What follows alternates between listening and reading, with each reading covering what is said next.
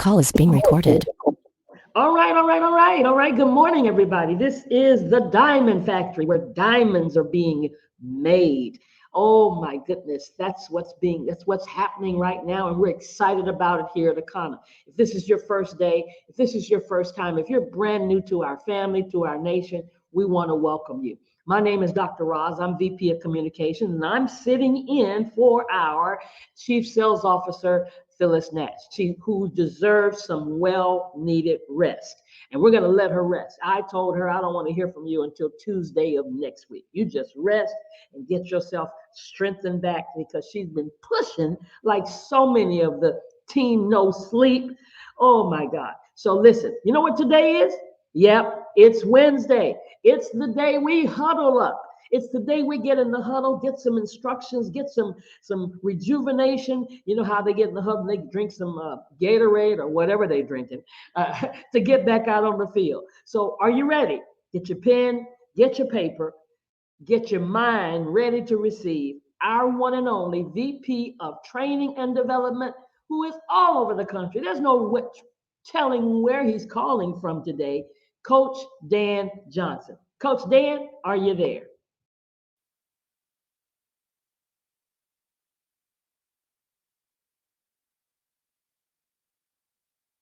I see you. You're unmuted, but I don't hear you. Can you hear me now? I can hear you now. Yes, sir. Good. Good morning, Dr. Ross. Good morning, my kind of family. I trust and pray that you guys are doing wonderfully, wonderfully well. Matter of fact, I know you are. I speak that by faith that you are doing amazingly well. And I'm just super excited as we get ready to close out yet another year. I can't believe that we're going into 2024 within the next week and a half or so. This is an exciting, exciting time.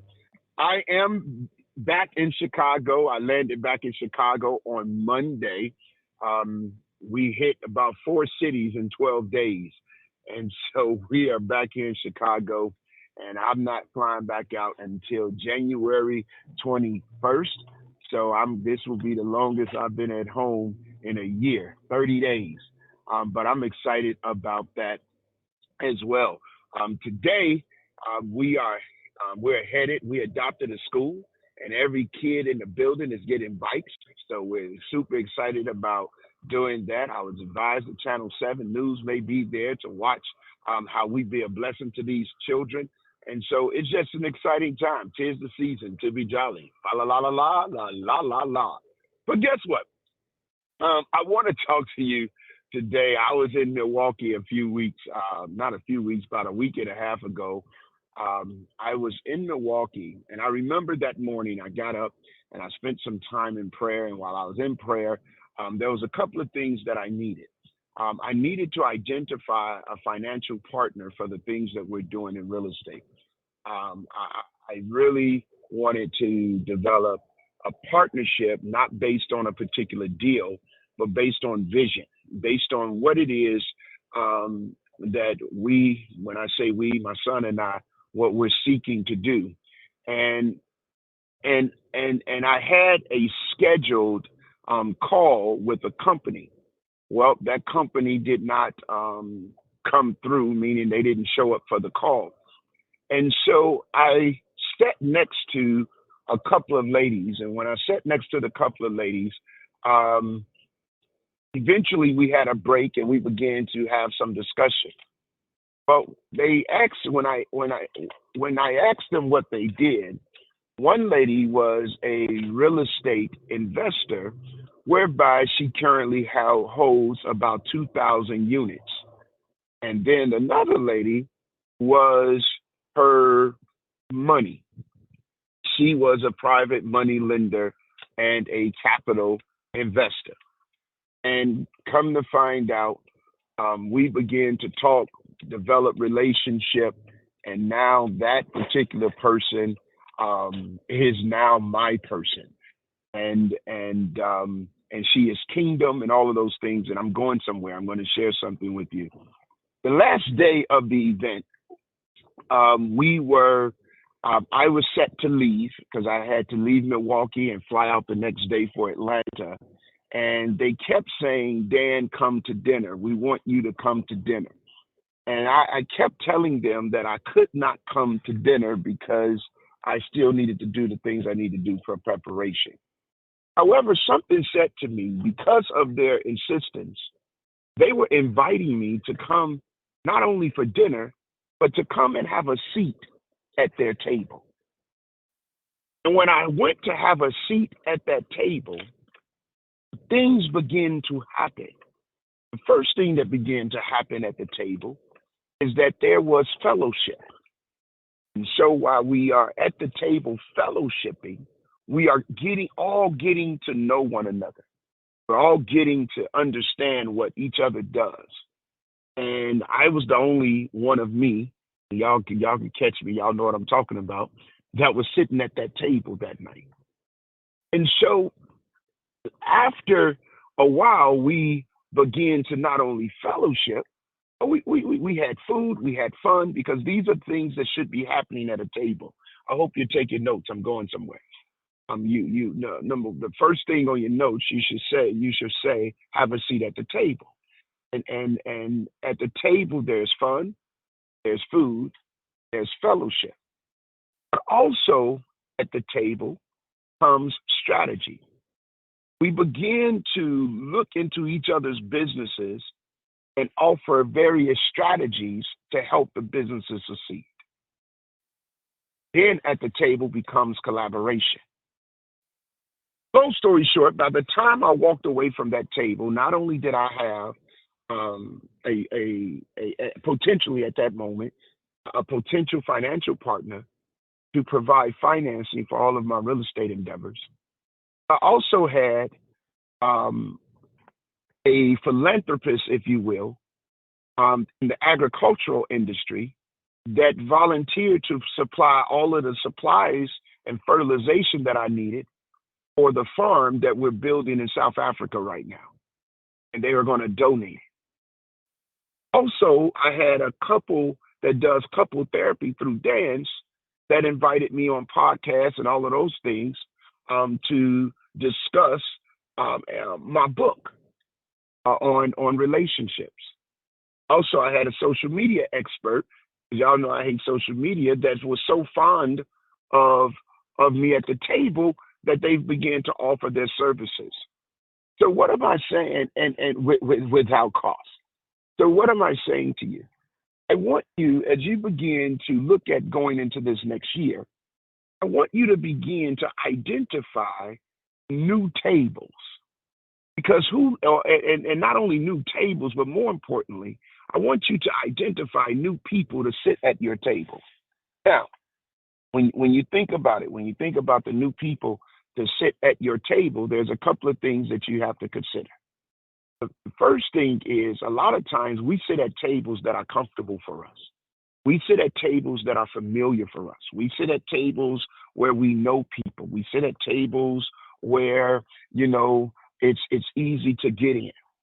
I want you to become intentional about finding new tables. Now, every table, so when we look at that, so that group that I just mentioned, that's one table. And from that one table spreads out a bunch of different relationships for the various things that I do. Then right now, when we're giving away, we're adopting a school, we're giving away these bikes, my fraternity table is providing the manpower and some of the resources along with my non-for-profit to get that done. That's another table. Then, so every sector of your life should have tables, should have people that are sitting at the table with you to help you. But when you're at the table, it's not about all what you can get from them. It's also what you can give to them.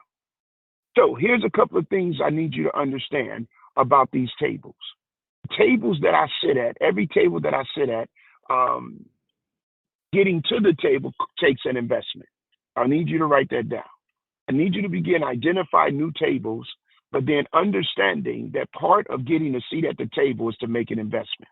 So y'all write that down, make an investment. The second thing is, sitting at these tables, you may have to make a sacrifice. I had to make a sacrifice of my time to sit at that table, even though I knew that I didn't, even though I really, in my mind, felt like I didn't have time. But ultimately, I did. So number one, you got to make the investment. Number two, you got to make the sacrifice. Number three, you have to be a contributing partner at the table. So you have to have something to offer. Okay. Number four, you have to have clarity. You have to have clarity of what it is that you do and how you do it. Because when you're sitting at the table, people are going to ask you, what is it that you do? And you can't become a run-on sentence. So what I need for you all to work on is I need for you all to work on what it is that you do. What do you do? In the context of Akana, work on shaping what it is that you do, and you have to be able to say that, and I'm gonna say in less than 90 seconds or less, because you don't want to dominate sitting at the table. Okay, and then after you be able to work on what you do, begin to identify how you can collaborate with what you do, with what everyone else does at that table.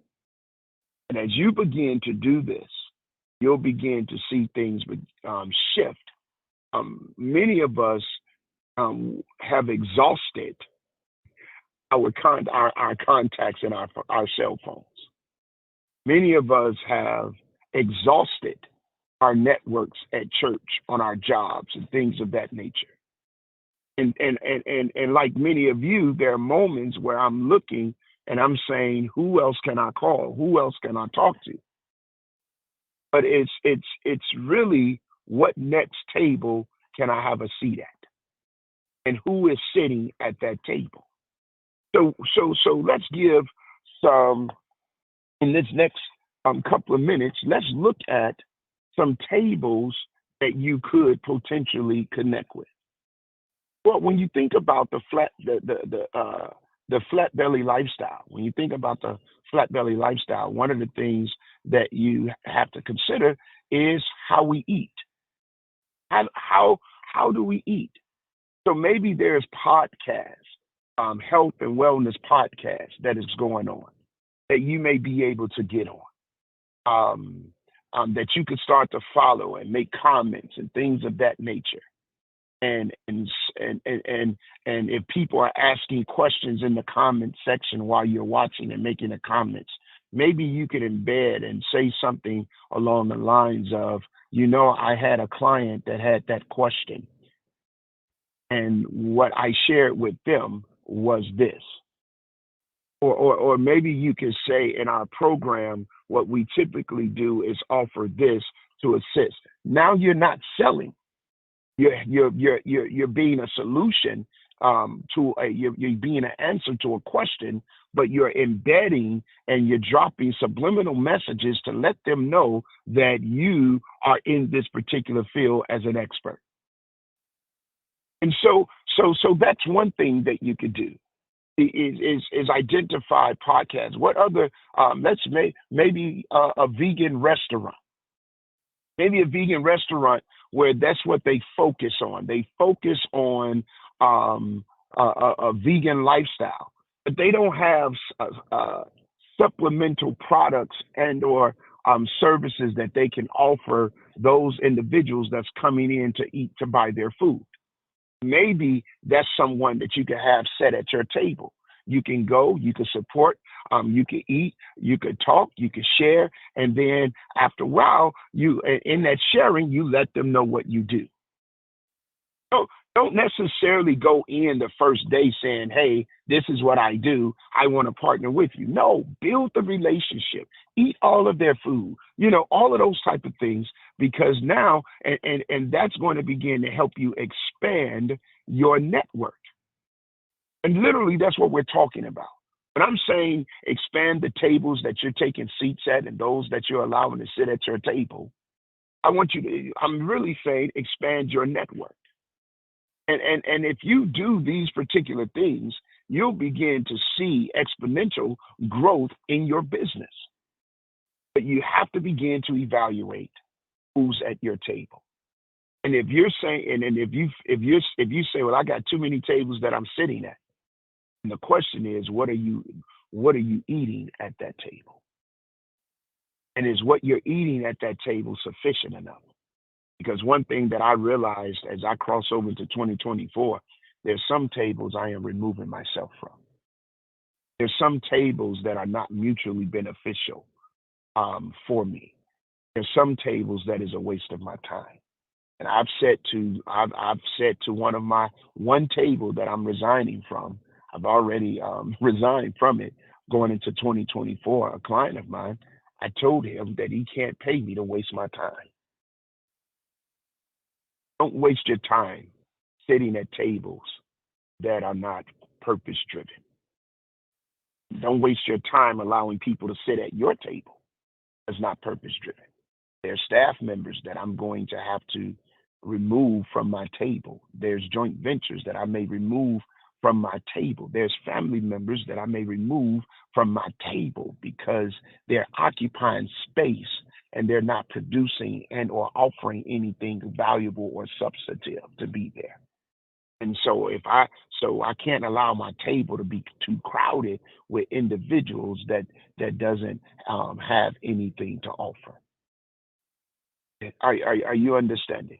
And so I trust and pray as I wrap this up. It's 8:17. I trust and pray that today gave you some insight and gave you something to think about, and really inspired you to begin to look at, number one, the tables that you're sitting at, and number two, look at those that are sitting at your table. All right, Dr. Roz, I'm going to pass it right back to you. I want y'all to have a supernaturally wonderful kind of day. And until next time, as always, prosper.